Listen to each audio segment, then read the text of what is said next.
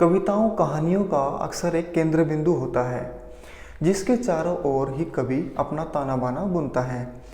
उस केंद्र बिंदु को मद्देनज़र रखते हुए वह इस तरह का जाल बुनता है ताकि सुनने वाले और पढ़ने वाले को उस कविता या कहानी या उपन्यास का मज़ा आए।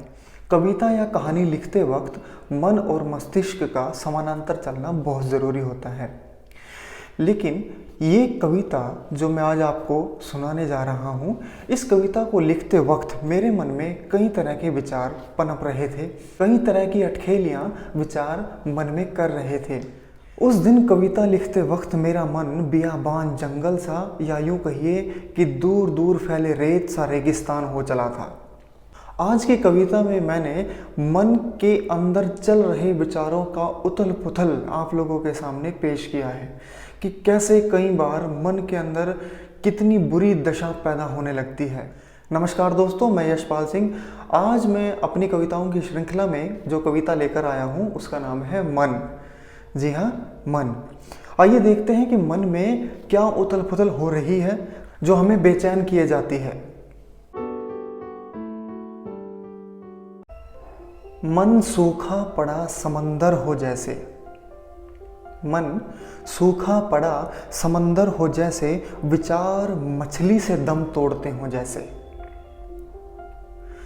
मन सूखा पड़ा समंदर हो जैसे, विचार मछली से दम तोड़ते हो जैसे, एक आंधी रेत उड़ा रही हो जैसे, सिमट रहे खुद में कहीं हो जैसे। एक आंधी रेत उड़ा रही हो जैसे, सिमट रहे खुद में कहीं हो जैसे। खुद से खुद की गुहार भरी हमने, खुद से खुद की गुहार भरी हमने, बेहोश होते दिल में जान भरी हमने। खुद से खुद की गुहार भरी हमने, बेहोश होते दिल में जान भरी हमने।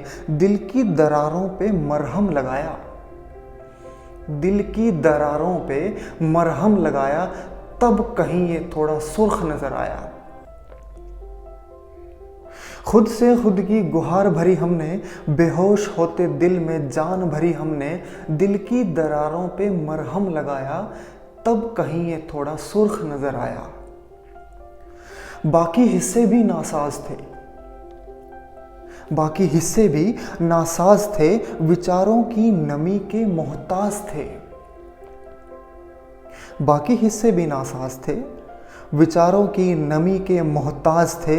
दिमाग भी कहीं मदहोश पड़ा था, दिमाग भी कहीं मदहोश पड़ा था, चंद सुकून पाने को अड़ा था। बाकी हिस्से भी नासाज थे, विचारों की नमी के मोहताज थे।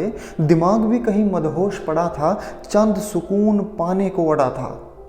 दिमागी नसें सूखी दूब हो रही थी, दूब यानी घास। दिमागी नसें सूखी दूब हो रही थी, रूखे मन से अपने होश हवास खो रही थी।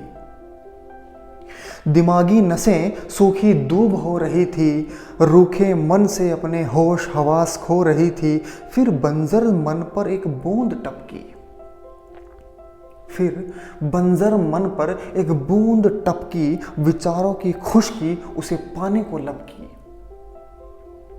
फिर बंजर मन पर एक बूंद टपकी, विचारों की खुशकी उसे पाने को लपकी। मन के समंदर में फिर तूफान आया, मन के समंदर में फिर तूफान आया, विचारों की तरावट का फिर उफान आया। फिर दिलो दिमाग खोलने लगा, फिर दिलो दिमाग खोलने लगा, नसों में करंट सा दौड़ने लगा। मन के समंदर में फिर तूफान आया, विचारों की तरावट का फिर उफान आया। फिर दिलो दिमाग खोलने लगा, नसों में करंट सा दौड़ने लगा। और ये अंतिम पैरा देखिए, मन मन नहीं खाली खंडहर हो जैसे, मन मन नहीं खाली खंडहर हो जैसे, धूल खाए विचारों का बवंडर हो जैसे। मन मन नहीं खाली खंडहर हो जैसे, धूल खाए विचारों का बवंडर हो जैसे। अब कहीं थोड़ा सुकून आया है, अब कहीं थोड़ा सुकून आया है, इन्हें कागज पर उतारने का हुनर जो पाया है।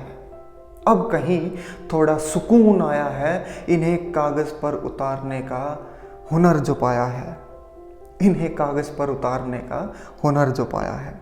धन्यवाद दोस्तों। आशा और उम्मीद करता हूँ कि हमारी आज की कविता मन आपको पसंद आई होगी। जल्द ही मिलते हैं आपसे एक नई कविता, नए विचार के साथ।